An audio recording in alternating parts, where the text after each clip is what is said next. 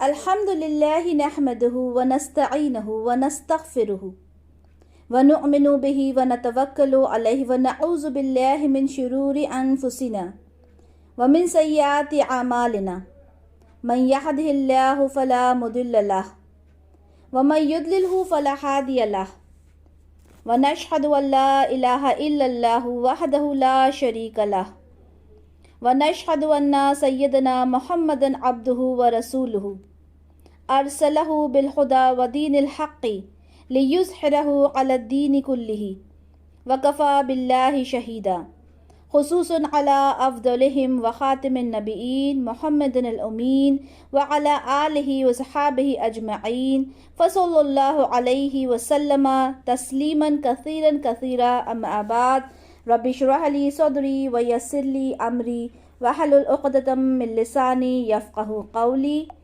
अल्लाहुम्मा सल्लि अला मुहम्मदिन व अला आलि मुहम्मद कमा सल्लैता अला इब्राहीम व अला आलि इब्राहीम इन्नका हमीदुम मजीद अल्लाहुम्मा बारिक अला मुहम्मदिन व अला आलि मुहम्मद कमा बारकता अला इब्राहीम व अला आलि इब्राहीम इन्नका हमीदुम मजीद। अस्सलामु अलैकुम व रहमतुल्लाहि व बरकातुहू।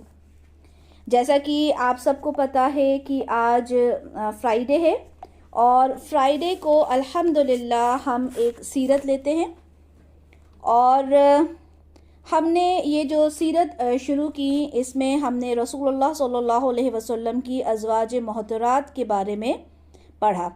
सबसे पहले हज़रत खदीजा रज़ियल्लाहु ताला अन्हा जो आपकी सबसे पहली वाइफ थी उनके बारे में हमने पढ़ा। फिर उनका दूसरा निकाह हज़रत आयशा रज़ियल्लाहु ताला अन्हा से हुआ। फिर हज़रत सौदा रज़ियल्लाहु ताला अन्हा के बारे में हमने पढ़ा, हज़रत हफ्सा रज़ियल्लाहु ताला अन्हा। उसके बाद हमने पढ़ा हज़रत ज़ैनब उम्मुल मसाकीन रज़ियल्लाहु ताला अन्हा, हज़रत उम्मे सलमा रज़ियल्लाहु ताला अन्हा। उसके बाद हमने पढ़ा हज़रत ज़ैनब बिन्त जहश रज़ियल्लाहु ताला अन्हा और जो लास्ट हमने सीरत पढ़ी थी वो हमने पढ़ी थी हज़रत जुवैरिया रज़ियल्लाहु ताला अन्हा के बारे में। आज इंशाअल्लाह ताला हमारी जो ये सीरत है ये 9th सीरत है, यानी हम रसूलुल्लाह सल्लल्लाहु अलैहि वसल्लम की 9th वाइफ के बारे में पढ़ेंगे जिनको हम उम्मे हबीबा के नाम से जानते हैं। उम्मे हबीबा बिनते अबू सुफियान रज़ियल्लाहु ताला अन्हा। उम्मे हबीबा इनकी कुन्नियत थी, इनका जो असली नाम था, जो रियल नेम था वो रमला था। अच्छा, पहले भी मैं आप लोगों को बता चुकी हूँ कि कुन्नियत का क्या मतलब होता है। औलाद के नाम से कुन्नियत रखी जाती है। जैसे इनकी जो बेटी थी उसका नाम हबीबा था, जिस वजह से इन्हें उम्मे हबीबा कहा गया, यानी औलाद के नाम से पहचाना जाता है। अरब्स में ये तरीक़ा था कि उनकी औलाद के नाम से उन्हें जाना जाता था, यानी हबीबा की माँ उम्मे हबीबा। आपके वालिद की बात करते हैं। आपके वालिद किसी भी इंट्रोडक्शन के मोहताज नहीं हैं। अबू सुफियान रज़ियल्लाहु ताला अन्हु, जिनके बारे में हम सब बहुत अच्छे से जानते हैं, मोस्टली हम सभी जानते हैं कि वो इब्तिदाई दौर में ईमान नहीं लाए थे और वो बहुत ही बड़े ये कहें कि दुश्मन थे आप सल्लल्लाहु अलैहि वसल्लम के। जितने भी हम ग़ज़वात के बारे में देखते हैं, जो जंग होती थी उसमें देखते हैं कि अबू सुफियान ने बढ़ चढ़ कर उसमें हिस्सा लिया होता था। और आप फ़तह मक्का से पहले आप ईमान लेकर आ गए थे, लेकिन जब ईमान लेकर आए तो उनका ईमान बिल्कुल पक्का ईमान था। आपने इस्लाम कबूल करने के बाद ग़ज़वा हुनैन में शिरकत की, जिसमें आप सल्लल्लाहु अलैहि वसल्लम ने माले गनीमत में से उन्हें 100 ऊँट मरहमत फरमाए थे। आपने ताइफ के मुहासरे के दौरान आपने उसमें भी शिरकत की, जिसमें आपकी एक आँख जो थी वो शहीद हो गई। उसके बाद जंग यरमूक में आपने बढ़ चढ़ कर हिस्सा लिया था और इसमें आपने अपनी बहादुरी का मुजाहिरा किया, जिसमें आपकी दूसरी आँख भी आपने गंवा दी थी। आपकी एक बीवी थी जिनका नाम हिंद बिनते उतबा था, जिनसे आपको यजीद, अम्र और मुआविया ये 3 औलादें थीं। اور آپ کی دوسری بیوی کا نام عاتقہ تھا، جن سے آپ کو محمد اور انبسہ نام کے بچے تھے۔ اچھا، تیسری بیوی تھیں صفیہ رضی اللہ تعالی عنہا، یہ حضرت ام حبیبہ کی والدہ تھیں۔ ان سے دو بچے تھے، ایک حنظلہ اور ایک ام حبیبہ۔ ان کے ایک اور بیٹے تھے حضرت ابو سفیان کے، جن کا نام عتبہ تھا۔ اور جب یہ اسلام لے کر آ گئے تو مضبوطی سے ہمیشہ اسلام پر یہ ڈٹے رہے۔ ان کی والدہ کے بارے میں بات کرتے ہیں۔ صفیہ ان کا نام تھا، صفیہ بنت ابو العاص، اور یہ حضرت عثمان رضی اللہ تعالیٰ عنہ کی سگی پھوپھی تھیں۔ تو اس لحاظ سے حضرت عثمان جو تھے وہ آپ کے کزن تھے۔ آپ کے شوہر کی بات کرتے ہیں۔ جیسے کہ ہم جانتے ہیں کہ صرف حضرت عائشہ رضی اللہ تعالیٰ عنہا، ان کی ایک اکیلی، یہ واحد ان کی ایک وائف تھیں جو کنواری تھیں۔ باقی جتنی بھی ان کی وائفز تھیں یا تو وہ ڈیورسی تھیں یا پھر ان کے شوہر کا انتقال ہو گیا تھا۔ تو ان کے جو شوہر تھے پہلے، ان کا نام تھا عبداللہ بن جہش، اور جیسا کہ ہم آلریڈی پڑھ چکے ہیں زینب بن جہش کے بارے میں، یہ ان کے بھائی تھے۔ یعنی آپ صلی اللہ علیہ وسلم کی جو وائف تھیں زینب بنت جہش، ان کے یہ بھائی تھے عبداللہ بن جہش۔ اچھا، آپ صلی اللہ علیہ وسلم نے جتنے بھی نکاح کیے اس میں کچھ نہ کچھ حکمت ضرور ہوتی تھی۔ ہر نکاح کے پیچھے کوئی حکمت ہوتی تھی۔ کئی بار آپ صلی اللہ علیہ وسلم نے کچھ منہ بولے رشتوں کا سسٹم ختم کیا نکاح سے، تو کہیں غیر قوموں سے رشتہ کر کے اسلام کو آگے سپریڈ کیا۔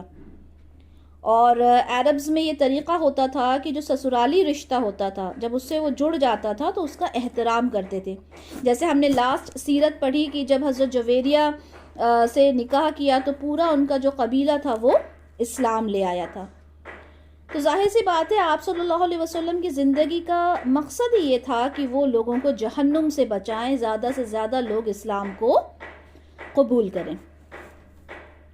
اچھا، ابو سفیان تھے تو دشمن تھے بہت بڑے اسلام کے، لیکن وہ لاسٹ میں ایمان لے کر آئے جب مکہ فتح ہوا اس دوران، لیکن ان کے جتنے بچے تھے یا تو دیر سے یا پہلے ایمان میں، اسلام میں داخل ہو ہی گئے تھے۔ اور ان کی بیٹی ام حبیبہ ان بچوں میں سے تھی جو سب سے پہلے ایمان لانے والوں میں تھی۔ یعنی وہ لوگ جو ابتدائی دور میں ایمان لے کر آئے تھے ان میں ام حبیبہ تھی۔ اب آپ سوچیں، ایک لڑکی جس کے والد اتنے زیادہ ایک پاورفل انسان ہیں، قبیلے کے جو قریش ہیں وہاں کے سرداروں میں سے ایک سردار ہیں، اور اتنے بڑے دشمن ہیں اسلام کے، اس کے باوجود انہوں نے کتنی ہمت دکھائی ہوگی کہ یہ اسلام کو انہوں نے قبول کیا۔ اور ان کی جن سے شادی ہوئی تھی ان کے شوہر نے بھی اسلام کو قبول کر لیا تھا۔ اب جب ہجرت ہوئی حبشہ کی طرف تو پہلے ایک بیچ جا چکا تھا جو لوگ حبشہ کی طرف گئے۔ جب دوسری بار ہجرت کا حکم دیا آپ صلی اللہ علیہ وسلم نے، تب اس میں حبشہ جانے کے لیے، تو اس میں حضرت ام حبیبہ تھی، وہ اپنے شوہر کے ساتھ حبشہ گئی تھیں، اور وہیں پر آپ کی بیٹی ہوئی تھی جن کا نام حبیبہ رکھا گیا، اور اسی وجہ سے ان کی کنیت ام حبیبہ ہوئی۔ اچھا، حبشہ جب یہ لوگ پہنچے، جب یہ شوہر اور بیوی جب یہ حبشہ پہنچے تو وہاں جا کر ایک بہت بڑا ان کے ساتھ غموں کا پہاڑ جو تھا وہ ٹوٹ گیا۔ وہ ہوا یہ کہ ان کے شوہر جو تھے وہ وہاں پر جا کر نصرانی ہو گئے، انہوں نے اپنا مذہب بدل دیا، اور اسی حالت میں ان کا انتقال ہوا، یعنی انہوں نے واپس اسلام قبول نہیں کیا۔ اب ایک روایت میں یہ بھی آتا ہے کہ حضرت ام حبیبہ نے خواب میں دیکھا کہ ان کے جو شوہر ہیں ان کا چہرہ پوری طرح سے کچھ بگڑا ہوا سا چہرہ تھا، اور پھر انہیں پتہ چلا کہ ان کے شوہر جو ہیں وہ نصرانی ہو گئے، اور انہوں نے اپنے شوہر سے اس خواب کے بارے میں بات بھی کی، لیکن ان کے شوہر کو اس کا کوئی اثر نہیں ہوا، بلکہ انہوں نے حضرت ام حبیبہ سے یہ کہا کہ تم بھی اسلام کو چھوڑ دو اور نصرانی ہو جاؤ۔ لیکن اپنے ارادوں کی بہت مضبوط، بہت پکی خاتون تھیں، اور انہوں نے جب ایک بار اسلام قبول کر لیا تو پھر کبھی بھی اس سے الگ نہیں ہوئی۔ اچھا، حبشہ میں ہجرت کر کے جب لوگ آئے تھے تو وہاں حبشہ کا جو بادشاہ تھا نجاشی، وہ بہت اچھا انسان تھا، اور یہاں کے جو قریش کے لوگ تھے انہوں نے یہ چاہا کہ ہم کسی طرح سے ان لوگوں کو واپس اپنے پاس بلا لیں، تو بہت تحفے وغیرہ نجاشی کو دیے کہ ان لوگوں کو آپ ہمیں واپس کر دیں، مطلب یہ جو ہجرت کر کے گئے ہیں انہیں واپس آپ قریش کے حوالے کر دیں۔ لیکن نجاشی جو تھے وہ ایک عادل بادشاہ تھے اور انہوں نے اس بات کو ناپسند کیا۔ اچھا، نجاشی جو تھے انہوں نے اسلام قبول کر لیا تھا، ڈکلیئر نہیں کیا تھا لیکن اسلام قبول کر چکے تھے، اور اس کی دلیل ہمیں ملتی ہے صحیح بخاری کی 1320 سے، جس میں آپ صلی اللہ علیہ وسلم نے فرمایا کہ آج حبش کے ایک مرد صالح نجاشی حبش کے بادشاہ کا انتقال ہو گیا ہے، آؤ ان کی نماز جنازہ پڑھیں۔ تو اس بات سے پتہ چلتا ہے کہ انہوں نے اسلام کو قبول کر لیا تھا۔ اب بات کرتے ہیں ام حبیبہ کی، تو ظاہر سی بات ہے جب وہ حبشہ گئیں تو بہت زیادہ ان کے لیے زندگی مشکل ہو گئی۔ ایک تو اپنا وطن چھوڑ کر دوسرے وطن میں جانا، جسٹ امیجن کریں، ایک دم نئی جگہ، نئے لوگ، اپنا وطن چھوٹ گیا، جہاں آپ پیدا ہوئیں، جہاں آپ پلی بڑھی، وہ جگہ ان کو چھوڑنا پڑی۔ پھر یہاں جب آئیں حبشہ تو یہاں پر آ کر شوہر جو تھے وہ نصرانی ہو گئے، پہلے انہوں نے اسلام کو چھوڑا اور پھر وہ دنیا بھی چھوڑ کر چلے گئے۔ تو ایک بہت ہی پاورفل انسان کی بیٹی تھیں، تو ظاہر سی بات ہے عیش و آرام میں بھی پلی ہوں گی، تو ایک ایسے باپ کو چھوڑنا، ایسے باپ کو چھوڑ کر آنا، اور جس شوہر کے ساتھ وہ آئیں وہ شوہر بھی اس دنیا سے چلا گیا، 2 بچے تھے ان کے، ایک بیٹا اور ایک بیٹی، تو سوچیں بڑا مشکل ان کے لیے یہ وقت رہا ہوگا، لیکن الحمدللہ اسلام کے اوپر ڈٹی رہیں۔ چاہتی تو اپنے باپ کے پاس واپس جا سکتی تھیں، لیکن انہوں نے اسلام کو ہی مضبوطی سے پکڑا، اور دیکھیں اللہ تعالیٰ کا کرنا کیا ہوا کہ آپ صلی اللہ علیہ وسلم نے انہیں نکاح کا آفر دیا، یعنی وہ حبشہ میں تھیں، آپ صلی اللہ علیہ وسلم نے مدینہ سے ہی ان کو نکاح کا آفر دیا۔ اب عمرو بن امیہ سن 6 ہجری کو آپ صلی اللہ علیہ وسلم کا پیغام لے کر نجاشی کے پاس پہنچے اور ان سے کہا کہ آپ صلی اللہ علیہ وسلم نکاح کرنا چاہتے ہیں ام حبیبہ سے۔ تو نجاشی نے اپنی باندی جس کا نام ابرہہ تھا اسے کہا کہ ام حبیبہ کو یہ جا کر پیغام پہنچاؤ کہ رسول اللہ صلی اللہ علیہ وسلم ان سے نکاح کرنا چاہتے ہیں۔ تو روایات میں آتا ہے کہ آپ نے اتنی زیادہ خوش ہو گئی، وہ ظاہر سی بات ہے رسول اللہ صلی اللہ علیہ وسلم کی بیوی بننا، تو اس سے بڑی تو خوشی کی کوئی بات ہو ہی نہیں سکتی۔ تو وہ اتنی زیادہ خوش ہو گئیں کہ ان کے جو بھی زیور تھوڑے بہت ان کے ہاتھ میں تھے، کچھ بینگلز تھے، کان کے زیور تھے اور کچھ ہاتھوں کی رنگز تھیں، وہ سب نکال کر انہوں نے ابرہہ کو دے دی۔ اور بعد میں جب نجاشی کو یہ پتہ چلا کہ وہ سب کچھ انہوں نے ابرہہ کو دیا ہے تو نجاشی نے وہ سب واپس کروا دیا، کیونکہ نجاشی نے خود ابرہہ کو بہت سارے تحفے وغیرہ دیے تھے۔ اب جو نکاح کے لیے ایک وکیل کی ضرورت ہوتی ہے، تو آتا ہے کہ ان کے جو وکیل ہیں وہ خالد بن سعید بن العاص، وہ ان کے وکیل بنے جو ان کے قریبی رشتہ دار تھے، اور یہ بھی ہجرت کر کے حبشہ پہنچے تھے۔ یہ نکاح نجاشی نے کروایا تھا، اور نجاشی بہت جو بادشاہ تھا وہ بہت خوش ہوا اس نکاح کو کروا کر، اور یہ پہلا نکاح ایسا نکاح تھا جو آپ صلی اللہ علیہ وسلم وہاں خود موجود نہیں تھے، تب ان کا نکاح ہوا۔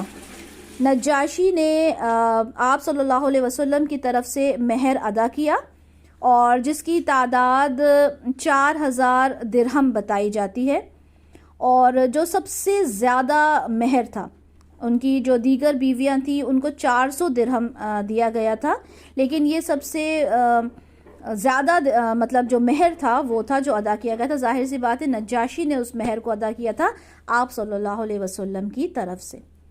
یہ ہم اس کی تھوڑی بہت ڈیٹیل مسند احمد کی 6928 میں ہمیں مل سکتی ہے۔ اچھا اب ہوا یہ کہ نجاشی نے جب نکاح ہو گیا تو ام حبیبہ رضی اللہ تعالی عنہا کے جانے کا انتظام کیا، اور جو پانی کا جہاز ہوتا ہے اس میں سوار ہو کر آپ عرب کے علاقے میں آئیں اور یہاں آ کر آپ مدینہ پہنچی۔ اچھا، بعض روایات میں یہ بھی آتا ہے کہ جب آپ مدینہ پہنچی تو عثمان بن عفان جو آپ کے کزن تھے وہ بہت زیادہ خوش ہوئے اور آپ نے ان کا ولیمہ بڑی دھوم دھام سے کیا تھا۔ اچھا، یہ بات اب یہاں پر ابو سفیان تک بھی پہنچی کہ ان کی جو بیٹی ہے انہوں نے آپ صلی اللہ علیہ وسلم کے ساتھ نکاح کر لیا۔